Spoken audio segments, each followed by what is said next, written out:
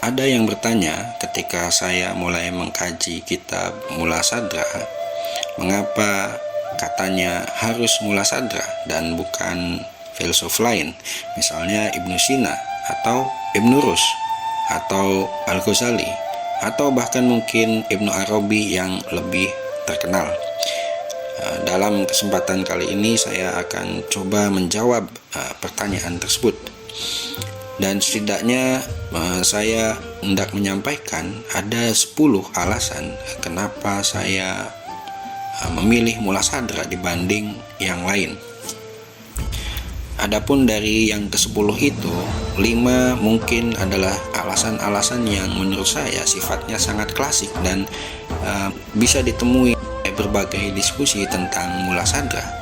Dan yang 5 kemudian alasan yang secara pribadi mungkin bersifat subjektif sekali, yang kaitannya dengan pengalaman saya sendiri mengapa saya mengkaji Mula Sadra, dan itu jauh lebih menarik buat saya ketimbang filsuf lain ketika saya menyandingkannya dengan beberapa kajian-kajian terkait dengan sains modern dan yang terkini, terkait juga dengan bagaimana masa depan sebuah kajian intelektual itu bisa dikembangkan.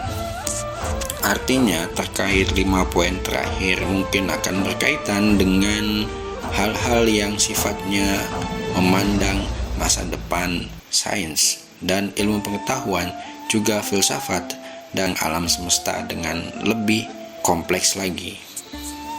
Misalnya satu di antara yang paling terpenting adalah tentang perkembangan sains mekanika kuantum dan tentang kesadaran kuantum manusia. Baik, kita akan mulai pada 5 poin pertama yang sangat klasik. Yang paling pertama, tentu kenapa kita mengkaji Mula Sadra, pasti kita akan dihadapkan dengan satu alasan. Ya, Mula Sadra adalah seorang tokoh yang telah melakukan sintesis puncak di dalam tradisi filsafat Islam, di mana filsafat Islam sebelum Mula Sadra berkembang dalam 3 jalur epistemologi besar. Yang pertama yaitu tradisi rasional peripatetik yang diwarisi oleh Ibnu Sina. Kemudian ada tradisi iluminasi yang dikembangkan oleh Suhrawardi, dan ketiga tradisi gnosis atau irfan yang mencapai puncaknya yang dikembangkan oleh Ibnu Arabi. Sadra diketahui menyatukan ketiganya dalam satu sistem yang ia sebut Al-Hikmah Al-Muta'aliyah, atau sering diterjemahkan dengan istilah filsafat transenden. Artinya, jika seseorang mempelajari Mula Sadra dengan serius, tentu ia sebenarnya sedang mempelajari puncak sintesis seluruh tradisi filsafat Islam sebelumnya. Itu alasan klasik pertama yang pasti akan selalu kita temui ketika ada orang mengkaji Mula Sadra. Alasan klasik kedua yaitu bahwa Mula Sadra melakukan satu revolusi dalam kajian ontologi di dalam filsafat, bahkan di dalam tradisi teologi, ya, di mana Mula Sadra menekankan konsep atau gagasan tentang as-salat al-wujud atau teori primasi wujud, atau yang jika dibahasa Indonesiakan kemendasaran wujud, bahwa wujud itu lebih mendasar daripada esensi. Menurut Mula Sadra, ya, berbeda dari metafisika yang dikembangkan oleh Ibnu Sina, bahkan oleh Ibnu Arabi, bahwa yang real bagi Mula Sadra adalah wujud dan bukan esensi. Ya, implikasinya sangat luas tentu. Realitas bersifat dinamis dan tidak statis, sebagaimana dipahami oleh Ibnu Sina dan kalangan peripatetik, bahkan oleh Ibnu Arabi. Ibnu Arabi meyakini ada esensi-esensi realitas yang sifatnya tetap, yang ia sebut sebagai ahyan sabitah. Bagi Mula Sadra, realitas bersifat dinamis. Tidak ada satupun realitas yang tidak bergerak. Kosmos bersifat hierarkis dan dipahami sebagai gradasi eksistensi. Tuhan dipahami sebagai intensitas wujud yang tertinggi. Karena alasan itulah Muladhara pada akhirnya dianggap sebagai orang yang telah melakukan revolusi gagasan ontologis di dalam sejarah filsafat Islam.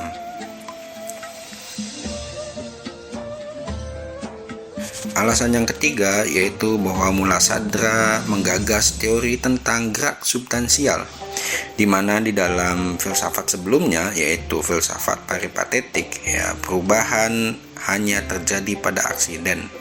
Artinya tidak ada gerak di dalam substansi. Gerak hanya terjadi pada sifat-sifat yang berada di luar dari sebuah wujud. Sandra menolak ini dan ia pernah mengatakan bahwa seluruh realitas bergerak secara ontologis dan tanpa terkecuali, bukan hanya bentuk luar yang berubah, tetapi substansi eksistensialnya juga terus bergerak. Konsekuensinya, alam semesta adalah proses ontologis yang terus berkembang. Jiwa manusia terus berevolusi secara eksistensial. Realitas, tidak statis.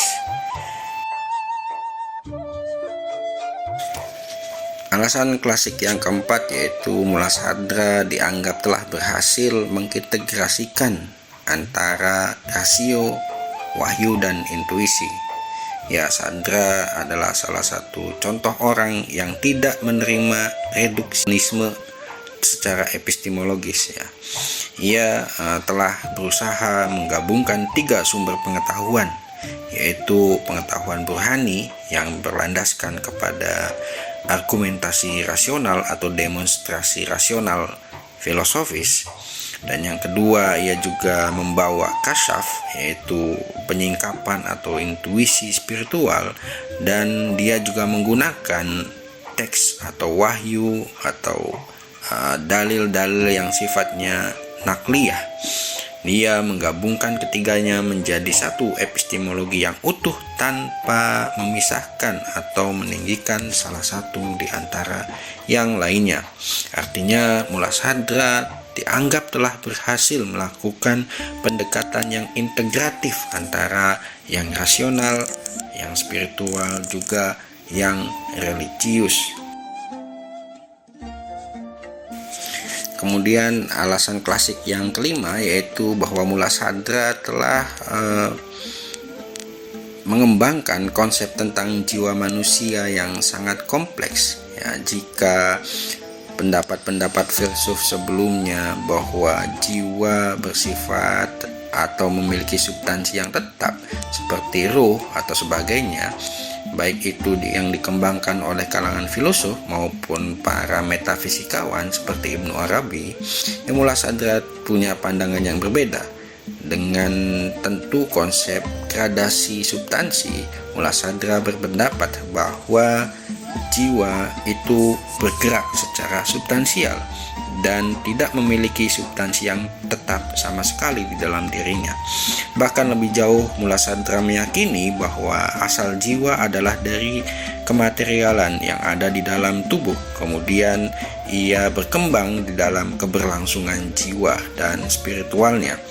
Konsep ini menjelaskan bahwa perkembangan kesadaran manusia selalu bergerak dari yang paling primitif sampai paling spiritual melalui transformasi jiwa. Itulah alasan kelima kenapa Muladhara setidaknya bagi saya sangat penting untuk dikaji, karena ada sedikit kesesuaian dengan pandangan-pandangan yang terkini tentang jiwa manusia yang akan kita bahas pada bagian berikutnya. Selain 5 alasan klasik tadi yang mungkin sering kita juga dapati dari berbagai pengkaji filsafat Muladhara, saya di sini hendak coba untuk menyampaikan 5 poin alasan penting lain yang menurut saya perlu disampaikan, karena ini berkaitan dengan bagaimana dekatnya Muladhara setidaknya bagi saya dengan gagasan-gagasan yang berkembang dalam tradisi ilmiah terkini tentang manusia dan realitas. Yang pertama yaitu terkait kedekatan metafisika proses mula sadra yang menurut saya sangat dekat dengan kosmologi modern yang dikembangkan oleh para fisikawan-fisikawan yang ada di hari ini. Teori gerak substansial sadra sangat dekat dengan cara sains modern melihat alam semesta. Kosmologi modern melihat realitas sebagai satu ekspansi kosmik, ya, dan satu evolusi materi yang terus berkembang, dan ada di dalamnya juga sekaligus dinamika energi yang kompleks. Ya, pandangan sadra mengenai realitas adalah proses eksistensial yang terus bergerak. Saya kira membuat filsafatnya terasa lebih kompatibel dengan pandangan tersebut, sehingga kita bisa coba untuk menemukan dimensi lain dari filsafat sadra, ya, meskipun tidak persis sama sekali, atau justru dari sanalah akan terbuka pikiran-pikiran baru bagaimana sains dan sadra bisa didialogkan, atau bahkan akan menemukan satu sintesis yang lebih sempurna lagi, atau bahasa yang lebih luas lagi dari bahasa-bahasa yang sudah ditemukan oleh mula sadra, atau bahkan yang sudah ditemukan oleh sains modern hari ini. Yang kedua terkait dengan gagasan gradasi wujud yang dikembangkan oleh mula sadra, ya, itu sangat mirip sekali dengan model-model hierarki realitas yang dikembangkan oleh tadi saintis modern saat ini. Sadra menjelaskan realitas sebagai spektrum intensitas wujud, dan sains-sains atau temuan-temuan ilmiah modern juga mengatakan bahwa adanya kompleksitas dari wujud alam semesta ini, adanya hierarki sistem yang berada di alam semesta ini, dari hierarki yang bersifatnya material sampai yang sifatnya halus, gitu kan. Ada juga bahkan konsep yang tidak kalah menarik yang masih menjadi perdebatan panjang, yaitu tentang konsep emergent reality, ya. Artinya dua teori ini sangat dekat sekali dan membuka ruang-ruang dialog yang sangat produktif jika kita ingin benar-benar mengkajinya dengan lebih dalam.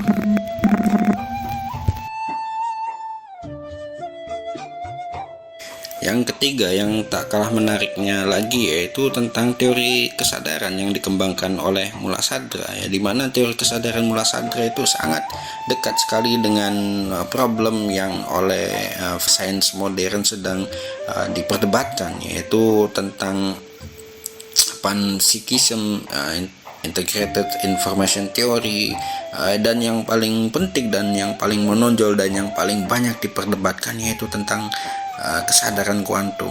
Ya, ini teori yang banyak sekali dikembangkan bahkan oleh para fisikawan di seluruh dunia, hingga menjadi satu perdebatan yang sangat menarik dan menarik perhatian hampir seluruh pegiat spiritual yang berada di lingkaran saintis modern. Dan sayangnya kita yang memiliki tradisi ini dan memiliki bekal filsafat nampak tidak coba untuk memasuki perdebatan tersebut, yang sebenarnya sangat potensial untuk diikuti, ya. Dan yang keempat masih berkaitan dengan kesadaran manusia, atau konsep atau perdebatan diskusi tentang kesadaran manusia, yaitu tentang evolusi spiritual manusia itu sendiri, di mana mula sadra sangat mengaitkan antara kesadaran dengan evolusi spiritual manusia, dan itu juga satu topik yang sedang dikaji secara hangat dan serius oleh para fisikawan atau para pegiat mistik yang mendalami fisika modern, di mana di sana bergerak satu istilah-istilah seperti filsafat transhumanisme spiritual, atau quantum enigma, atau quantum meditation dan sebagainya. Itu adalah hal-hal yang sangat relevan untuk didekati di dalam diskursus filsafat, bahkan bagi kalangan pegiat-pegiat filsafat Islam yang lagi-lagi sudah memiliki bekal yang sangat lengkap sebenarnya.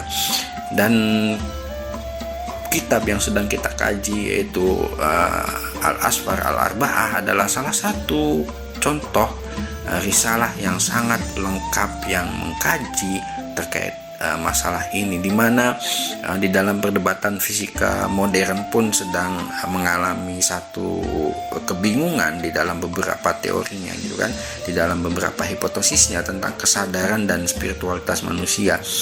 Mula sadra sebenarnya bisa masuk, meskipun kita juga tentu ada koreksi-koreksi di dalamnya atau kekurangan-kekurangan yang tetap perlu kita lengkapi ya.